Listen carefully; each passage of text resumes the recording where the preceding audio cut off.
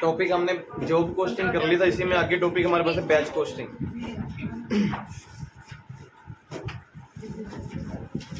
This is a variation of job costing.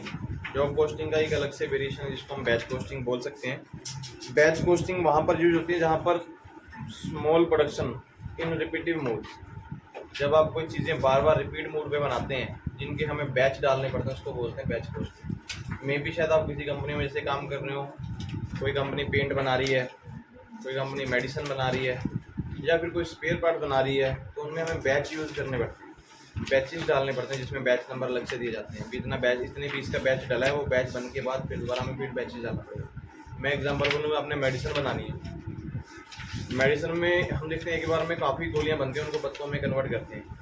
तो उसमें ऐसा नहीं होता कि एक बार आपने डाल दिया और जितने मर्जी पत्ते बन जाएंगे। वो लिमिटेड, उसमें क्या होता है, जो भी केमिकल्स या जो भी मेडिसिन के लिए जो रॉ मटेरियल होता है वो यूज़ करते हैं, उसका बैच बनता है, उससे इतने चीज़ें बन सकती हैं, तो उसको बोलते हैं बैच कोस्टिंग। मान लीजिए कंपनी बनाने जा रही है मेडिसिन बनाने, उसको लगता है कि एक बार में 50 बॉक्स बनेंगे, तो 50 बॉक्स का उनको, तो हम ऐसे बोल सकते हैं जिसको हम तोल कर कोई सामान डालना पड़ता है कि रॉ मटेरियल या केमिकल, उसके लिए सिर्फ उतनी चीज़ें बनती हैं, एक्सेस में कुछ नहीं बन सकती। स्मॉल प्रोडक्शन होती हैं लेकिन ये रिपीटिव मोड पे चलती हैं, उनको हम बोलते हैं बैच कोस्टिंग। इन्होंने लिखा भी, under this method cost is find in the respect of batch of goods and component manufactured. जितने प्रकार के आप कंपोनेंट्स या फिर गुड्स मैन्युफैक्चर करेंगे उनकी कोस्ट अलग से फाइंड की जाती है। एग्जांपल सचिन ने बोला कि हार्डवेयर में सबसे पहले nut, bolt, pins, screw etcetera ये सब कुछ बनता है। Bakery products such as bread, cake, biscuits etcetera. जैसे इसके अलावा उन्होंने और भी चीज़ें बोली हुई हैं कि costing shoes manufactures, toy, readymade garments, tyres, tubes, drugs, pharmaceuticals, spare parts, component parts as the case of automobile, radio, TV, refrigerator, machinery. इन ये टीवी वगैरह नहीं बनते, मतलब उनके जो कंपोनेंट्स होते हैं ये सब कुछ एक बैच सिस्टम में ही चलते हैं। बेकरी की एग्जांपल लिए बहुत बढ़िया एग्जांपल है। बेकरी का सामान उनको पता है कि हमने जितना रॉ मटेरियल यूज़ किया होगा उसका एक बैच डाल देंगे, भी इतना इतने टाइम में बनना चाहिए, पूरी मार्केट में इतने टाइम में पहुंचना भी चाहिए। उनको पता है कि एक्सपायरी टाइम कम होता है। एग्जांपल मैंने फार्मास्यूटिकल के लिए, वो भी सेम आपका बैच कोस्टिंग में आएगा। मेडिसिन ऐसा नहीं कि लगातार बनती चली जाएंगी, जितना आपने रॉ मटेरियल बैच बना के डाला होगा उतनी ही बनने वाला। इसेंशियल क्या है बैच कोस्टिंग की? बैच कोस्टिंग का था वहाँ पर आपके लिए बेनिफिट हो सकती है जहाँ पर स्मॉल प्रोडक्शन होगी लेकिन वो रिपीटिव मोड पर होगी, वहाँ पर बैच कोस्टिंग आपकी चल सकती है। दूसरा, no special costing principle are involve. इस तरह की कोस्टिंग में कोई स्पेशल प्रिंसिपल की जरूरत नहीं होती, सिंपल आप बैच कोस्टिंग फाइंड कर लेंगे, उसमें जितने आपको खर्चे लग रहे होंगे एक छोटा सा फॉर्मूला होता है। जैसे हमने इकोनॉमिक ऑर्डर क्वांटिटी किया हुआ है, इसमें इकोनॉमिक ऑर्डर बैच क्वांटिटी होता है, तो US डिवाइड बाई, इसके बारे में हम लोग बात बाद में करते हैं। दो को तो पता ही है, यू का मतलब हो गया कि यूनिट हमने जितने यूज़ की हैं, एस का मतलब हो गया स्क्रैप कॉस्ट की वैल्यू होगी, सी का मतलब कैरिंग कॉस्ट होगी जो हम लोग यूज़ करते हैं। आगे लिखते हैं इसके बाद, entire production is divided into economic groups और बैचेस। जितनी भी आपकी कंपनी की प्रोडक्शन होगी, मान लीजिए कंपनी के पास ऑर्डर आया कि आपको 1000 बॉक्स बनाने हैं मेडिसिन के, तो एक बार में कंपनी 1000 का बैच नहीं डालती, बार बार रिपीट होता है बैच, हो सकता है 50-50 पीस का, 100-100 पीस का, इस तरह से कंपनी काम करती है। इस तरह की कंपनी में जो भी आपका बैच होगा, जो प्रोडक्शन होगा, उसको ग्रुप में डिवाइड कर दिया जाता है। Advantage of the method are the unit of cost every group is determine. इसका मेथड का हमें बेनिफिट ये है कि हर एक बैच या फिर हर एक ग्रुप की आप कॉस्ट निकाल सकते हैं। जिस जॉब कोस्टिंग में था अलग अलग जॉब का निकलता था, इतने आप जितने भी आपके बैच बनेंगे सबकी अलग अलग कॉस्ट आप निकाल सकते हैं। Production cost, volume, sale vary considerably from the batch to batch. कितनी हमारी प्रोडक्शन कॉस्ट लग रही है और सेल की वैल्यू क्या बन रही है, हर एक बैच में वेरी करते हैं, और चेक करते चले जाएंगे, मे भी डिफरेंट भी हो सकती हैं, सेम ऐसी हर बार नहीं हो सकती। एडवांटेज क्या होंगे, डिसएडवांटेज क्या होंगे, या फिर दोनों में डिफरेंस क्या है जॉब कोस्टिंग बैच कोस्टिंग में, आपको पूछ सकते हैं। सबसे पहले एडवांटेज बात करते हैं। Accounting work is considerable reduced as a group of homogeneous jobs consider batch. Accounted work जो है कम हो जाता है, आपका जो मीन्स देख रेख का काम होगा। बैच कोस्टिंग में क्या था, जो भी अकाउंटिंग का काम है वो रिड्यूस हो जाता है, क्योंकि जब आप बैच कोस्टिंग में काम करेंगे तो होमोजेनियस बेस पे काम करता है, हर एक बंदा अपनी रिस्पॉन्सिबिलिटी में। मैंने एग्जांपल बोला कि मेडिसिन बनानी है, मेडिसिन जब बनती है, कोई बंदा ऐसा नहीं है कि कोई भी बंदा मेडिसिन बनाने बैठ जाएगा। पहले तो बहुत लैब का टेक्नीशियन पर्सन होना चाहिए, जो मेडिसिन में कौन कौन से केमिकल, कौन कौन से रॉ मटेरियल यूज़ होने, वो उसके पास प्रॉपर नॉलेज होनी चाहिए। वो कुछ ऐसा मेथड बनाते हैं, वो मेथड किसी के पास डिस्क्लोजर नहीं होता किस हिसाब से मेडिसिन बन रही है। तो बैच जब डलेगा तो सारा काम तो पहले ही कंप्लीट हो गया कि आपको उसको प्रॉपर केयर करने की ज़रूरत ही नहीं है। तो सारा काम पहले से रिस्पॉन्सिबिलिटी से कंप्लीट होता है, तो अकाउंटिंग काम और भी कम हो जाता है। अकाउंट्स में क्या होता है कि बहुत कुछ देखना पड़ता है, लेकिन जब आपके पास प्रॉपर बैच बन के आएगा फिर आपको तो रिपोर्ट ही करना है, क्या प्रोडक्शन हुई क्या नहीं हुई, उसके हिसाब से काम करना। दूसरा, it take the benefit for the reduce cost of the production. अगर आप एक काम सारा एक ही बार में करोगे तो मे बी वेस्टेज बनेगी, कॉस्टेज बनेगी, टाइम भी ज़्यादा होगा, आइडल टाइम भी बहुत निकलेगा। बैचेस में काम करोगे, हर एक बंदे रिस्पॉन्सिबिलिटी में काम करेंगे, उनको पता होता है भी इतना सामान हमने बनाना है, तो जिम्मेवारी से काम कंप्लीट करेंगे, कॉस्ट भी कंपनी की कम लगती है।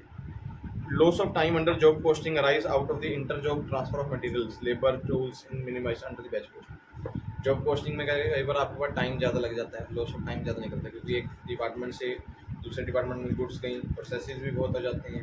लेकिन बैच कोस्टिंग में कुछ भी ऐसा ट्रांसफर नहीं होता है, एक बार में बैच लेगा, उसका स्टार्टिंग और एंडिंग पॉइंट एक ही जगह पे कंप्लीट करवा दिया जाता है, तो टाइम भी आपका बच जाता है। Advantage of consistent cost of production of every article produce in batch under batch coast.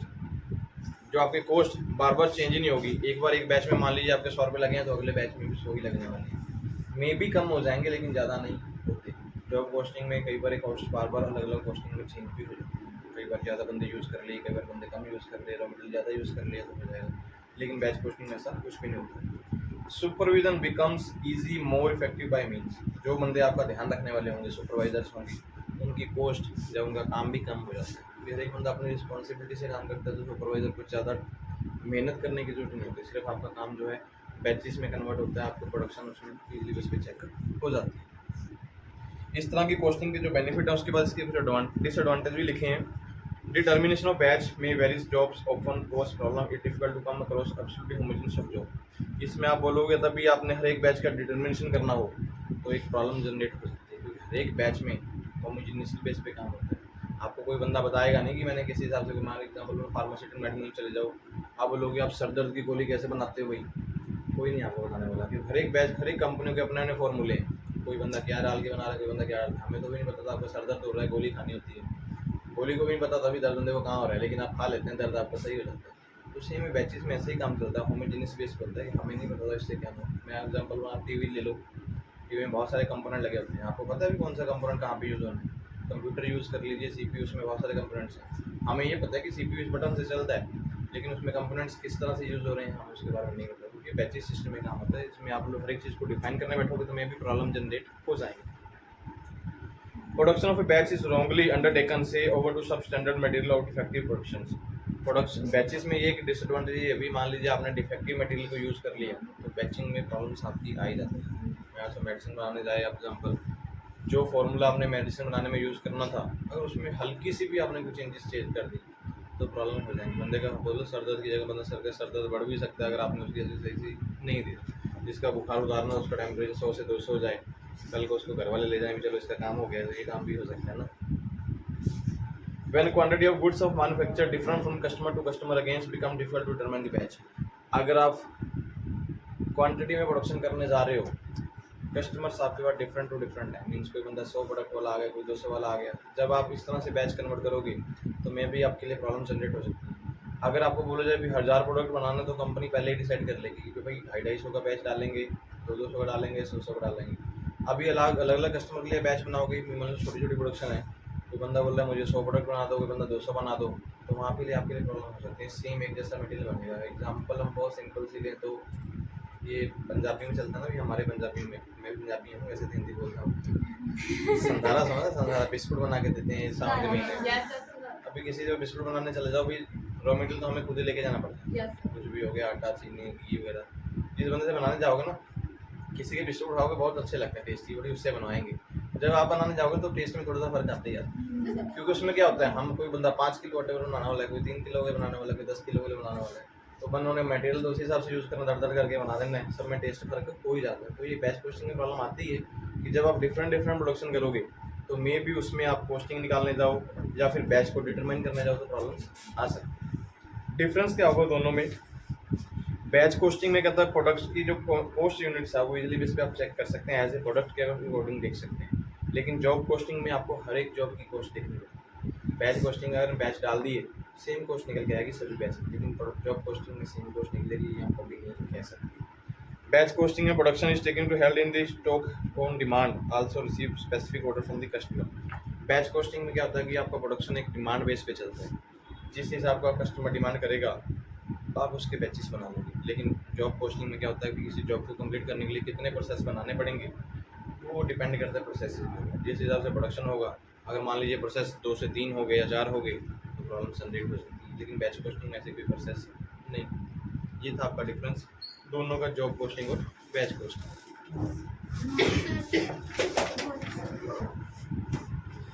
Batch costing का प्रोसीजर क्या है? अगर आप बैच कॉस्टिंग कंपनी में करने जा रहे हैं, सबसे पहले हमने लिखा कि each batch is given to batch number. जैसे जॉब कॉस्टिंग में हर एक जॉब को नंबर दिया जाता है, उस तरह से बैच कॉस्टिंग में एक बैच कॉस्ट हर एक कंपनी को बैच भी दिया जाएगा। Direct material, direct labour, direct expensive which are identified from the batch recorded from the batch cost card. जब भी आपके पास कोई डायरेक्ट मटेरियल है, डायरेक्ट आपके एक्सपेंसिव हैं, डायरेक्ट लेबर है, वो बैच के अकॉर्डिंग ही आइडेंटिफाई होगी। इस तरह से नहीं है कि आप टोटल सबकी वैल्यू इकट्ठी लेके बैठ जाओगे, सबके अलग अलग आप आंसर्स दोगे। Costing of material requirement times sheets following normal job costing principle. जब भी आप कॉस्टिंग निकालने बैठोगे तो एक टाइम शीट आप पहले रेडी कर लोगे, कितने टाइम में इसकी कॉस्ट कंप्लीट होगी। मतलब आपको पता ही होता है कि वो बैच इतने टाइम में कन्वर्ट होने जा रहा है प्रोडक्शन में, तो उसकी कॉस्ट आप इजीली बेस पे कर सकते हैं। Overhead are absorbed on the basis of already explained in done in job costing. जो भी ओवरहेड हैं, हम जिस तरह से इसको डिवाइड करना है वो हमने जॉब कॉस्टिंग में देख ही लिया कि किस तरह से बांटा जाता है खर्चों को। मान लीजिए जैसे बोला कि ओवरहेड आपको डिस्ट्रीब्यूट करने हैं, हमने कैसे बोला था कि डायरेक्ट लेबर के अकॉर्डिंग बढ़ते हैं, वो भी इसमें डायरेक्ट लेबर के अकॉर्डिंग ही बढ़ती है, इसमें कुछ अलग से फॉर्मूला यूज नहीं होता। जॉब कॉस्टिंग बैच कॉस्टिंग करने जाओगे तो उसके लिए हमारे पास फॉर्मूला आता है economic batch costing. Economic batch quantity, इसका फॉर्मूला है 2US डिवाइड बाई C। जिसको हम फुल फॉर्म में डिवाइड करने बैठे तो U का मतलब हो गया unit of the production in year. पूरे साल में आपने कितने प्रोडक्शन किया। S का मतलब होगा कि सेटअप कॉस्ट, जो आपने प्रोडक्शन करने जा रहे हो उसकी सेटअप कॉस्ट आपकी कितनी है। C का मतलब होगा कैरिंग कॉस्ट। इसका ओवर दिस सबका करते हैं हम लोग कंप्लीट करके वैल्यू जो कि आपके पास आएगी। इकोनॉमिक ऑर्डर बैच क्वांटिटी आप निकाल सकते हैं, जब इसको इकोनॉमिक बैच क्वांटिटी भी बोलेंगे। इस तरह का क्वेश्चन सॉल्व करने के लिए आपको सब कुछ मिलेगा, कुछ आपको अलग से कैलकुलेशन करने की जरूरत नहीं होती। जिन जिन चीज़ों की जरूरत है, सेटअप कॉस्ट भी मिलेगी, पूरे साल का प्रोडक्शन भी मिलेगा, कैरिंग कॉस्ट भी मिलेगा। आपको सिर्फ फॉर्मूले में वैल्यू पुट करके इसका आंसर निकालना है। जैसे आपकी बुक में क्वेश्चन किया भी होगा उन्होंने। Annual demand for the components 12,000, setup cost 120, carrying cost 0.30 पैसे 36 पैसा, मतलब 1 रुपये से कम का हमारा कैरिंग कॉस्ट है जो हमारे पास लग रही है। तो इसका इकोनॉमिक बैच ऑफ क्वांटिटी बनाने जा रहे हैं तो 2 × 12,000 × 120 डिवाइड बाई 0.36। तो इकोनॉमिक बैच क्वांटिटी हमारे पास जो निकल गई है 2828 यूनिट्स। मान ली अगर कंपनी बैच क्वांटिटी में काम करना चाहे तो उनको बेनिफिट कहाँ पहुँचा, अगर 2828 यूनिट्स वो हर बार बनाते गए तो उनको बेनिफिट उसमें निकल गया है। इस तरह से क्वेश्चन आपको आएगा पेपर में, कोई अलग से काम इसको करने के लिए नहीं मिलेगा।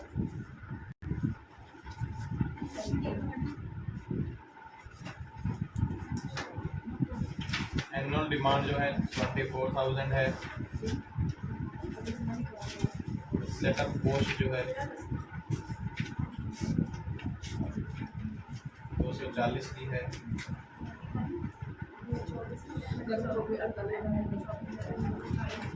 कैरिंग कॉस्ट जो है 0.72 पैसे। इसके अकॉर्डिंग आपको इकोनॉमिक बैच क्वांटिटी बनाना है, बनाइए फटाफट।